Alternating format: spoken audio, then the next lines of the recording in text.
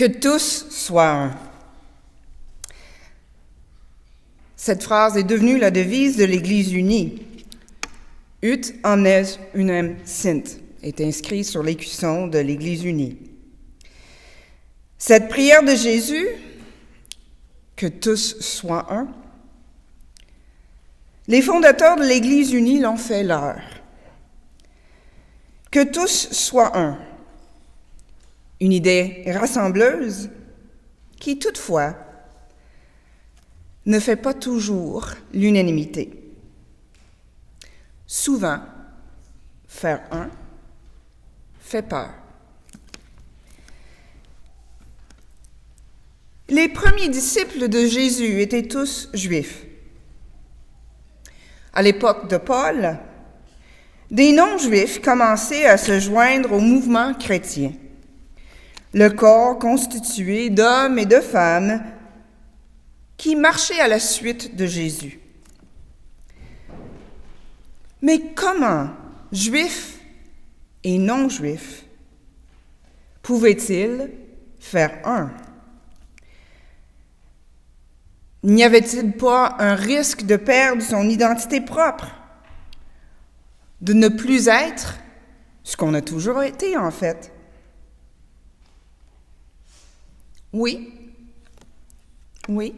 Et honnêtement, c'est exactement ce qui s'est passé.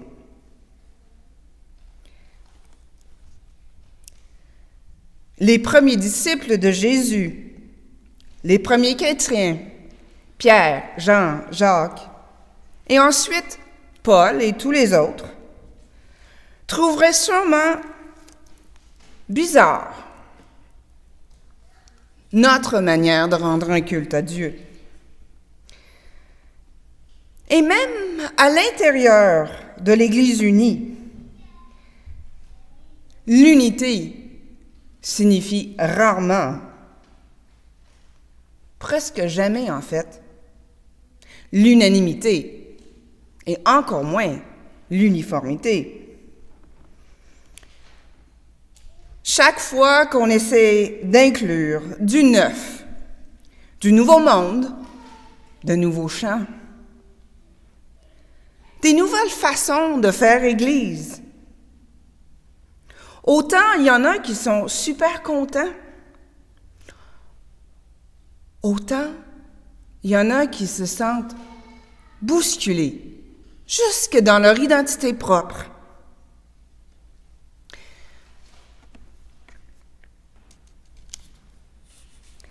En vérité, on ne peut pas incorporer du neuf,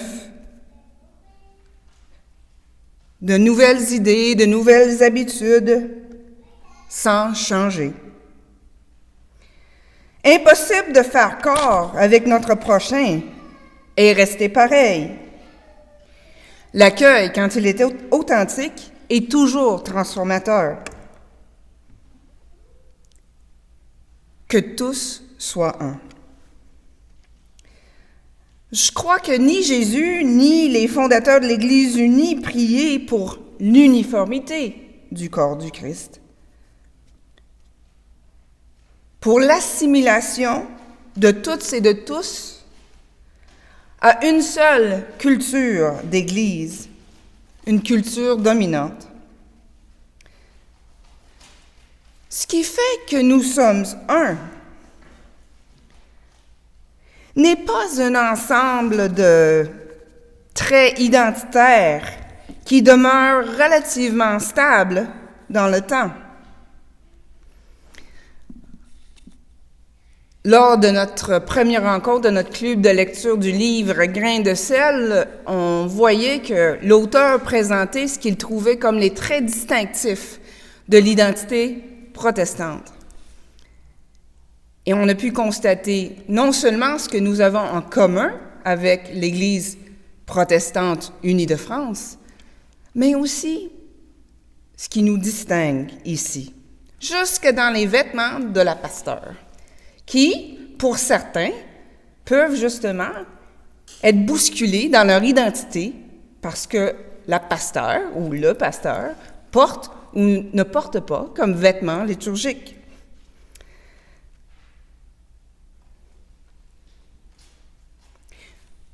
Nous sommes un, non pas par quelques traits identitaires qui resteraient stables et statiques, mais par l'amour de Dieu qui circule en nous. Nous sommes un parce que un même amour a été répandu dans nos cœurs par l'Esprit du Christ vivant qui nous a été envoyé. Que tous soient un. Cette prière est particulièrement bien traduite, me semble-t-il, par la traduction Mohawk de cette devise de l'Église unie qui a été ajoutée à l'Écusson en 2012. Cette phrase Mohawk donne en français « tous unis » ou bien « toutes mes relations ». Cette phrase signifie que nous sommes unis parce que nous faisons partie intégrante de la toile de vie. Ce système d'interrelation par lequel la création tout entière tient ensemble. Loin d'être quelque chose de statique, cette toile, comme chaque atome dont elle est composée, est en mouvement constant. C'est cette toile qui nous donne notre identité et nous propulse dans le monde. Nous ne sommes pas seuls, nous vivons dans le monde que Dieu a créé. Et nous sommes appelés à vivre avec respect dans la création, disons-nous souvent. À aimer et à servir les autres comme le Christ nous a aimés et nous a servis. Comme Dieu a envoyé le Christ dans le monde, Jésus nous envoie. Nous trouvons notre identité comme nous trouvons notre équilibre dans le mouvement. La circulation de l'amour de Dieu qui a été répandu dans nos cœurs par l'Esprit du Christ vivant en nous et parmi nous. Nous ne sommes pas seuls. Nous faisons partie intégrante de la toile de vie. Nous ne pouvons pas être véritablement un sans rester pareil. Faire un, faire corps, c'est parfois difficile et très rarement sans heure.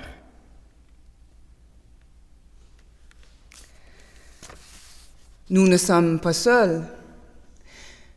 Et Dieu a mis toutes choses sous nos pieds.